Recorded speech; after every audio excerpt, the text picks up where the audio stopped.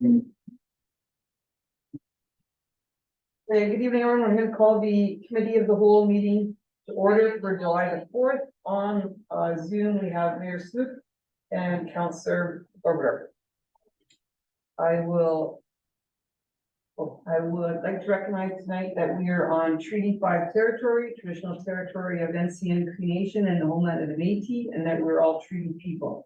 I would look to have an approval of the agenda, please. Councillor Fitzpatrick, Councillor Coble, all in favor?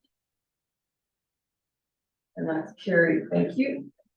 I will look now to number 4, which is community comments and feedback. If we have any this evening. Any community comments or feedback?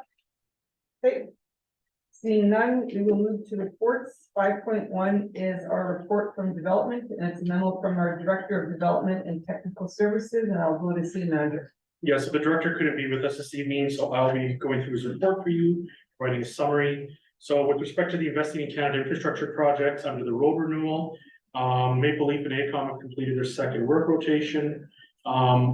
During both rotations, they had a base crew present, and they removed the old curbs and they converted the base for new curb and gutter. That was done on Elk Bay, Licks Crescent, Caribou Road, Fox Bay, Coral Crescent, parts of Juniper, Wolf Street, and parts of Deerwood.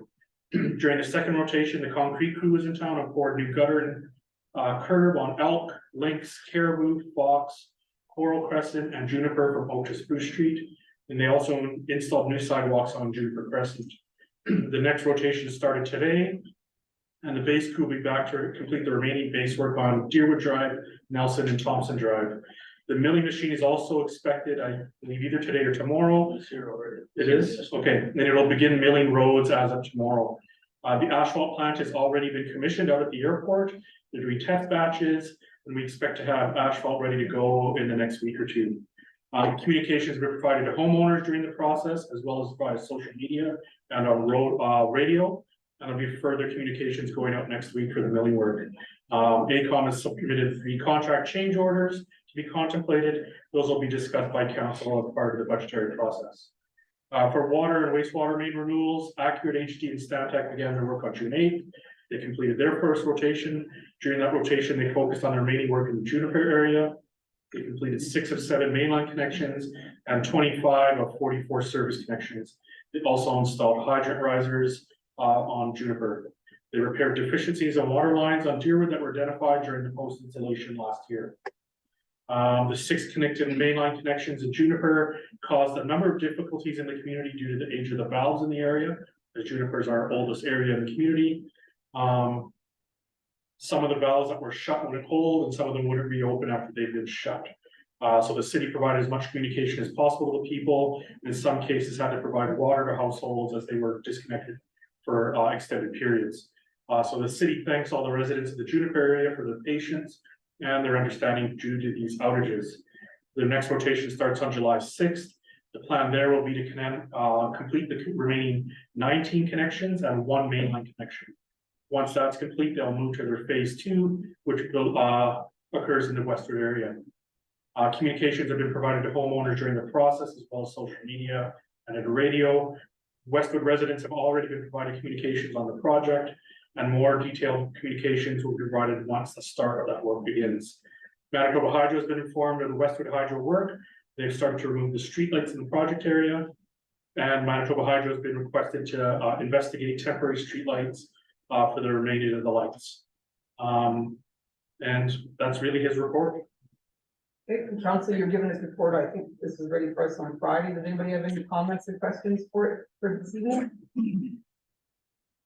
And I just assume this will be a regular ISIP report for next month also that council will receive? Yes, the director is planning to report monthly on the ISIP projects. Thank you. I do have a comment. Would it be possible, or is there any delays in dealing with Manitoba Hydro with the rotating strike that they're undergoing right now? Do we know, or do we foresee any problems with that? I've not heard any issues, but that's something we can request from the director. Thank you. Comment. Councilor Patrick, go ahead. Thank you, Deputy Mayor. I was just wondering why we're putting the asphalt plant across the bridge when they're working on the bridge. That's gonna cause us delays in getting the asphalt where we need it. City Manager? I'd have to ask the contractor. I have no idea where they place. It's up to them where they put it. Okay, we'll get the answer to that. Anybody else, any comments, Mayor Smook? Yeah, one of the reasons the asphalt plant is out there is the materials out at the gravel pit. It would either be hauling the material into town would still hold it up. Also for environmental reasons, there's nowhere in town that has the distance needed from buildings and that for them to set up the plant. But one of the things too would be 6 of one, half dozen of the other with moving material one way or the other over the bridge. Thank you. Councilor Colburn, did you have your hand up for a comment? No, I'm good. You're good? Okay, anybody else? Councilor Lenmark? Maybe it was just a missed thing. I didn't see anything about, it was Beaver Crescent that was on the roads as well. They were doing work there as well. I just didn't see that one. City Manager? Yep, then I'll ask the director for an update on that.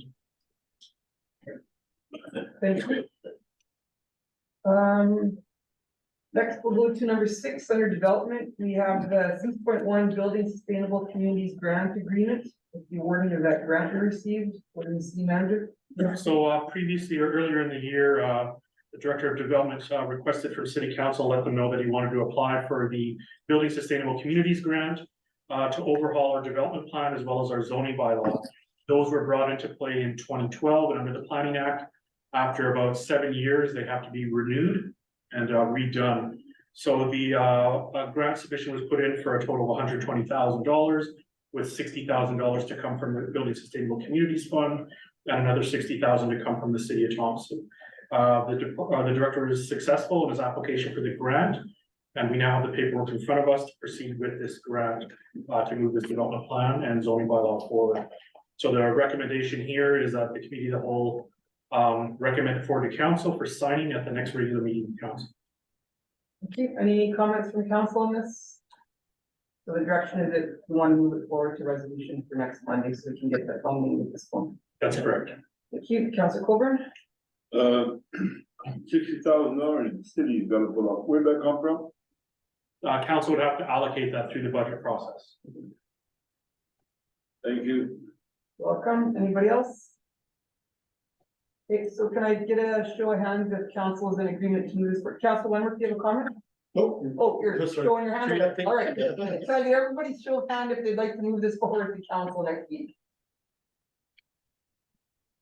All right, the direction then is given, city manager? Yep. Okay, that's all we have on the agenda tonight. Can I get a mover to adjourn? Councilor Colburn, seconded by Councilor Fitzpatrick. All those in favor? Carried. Thank you. That's gotta be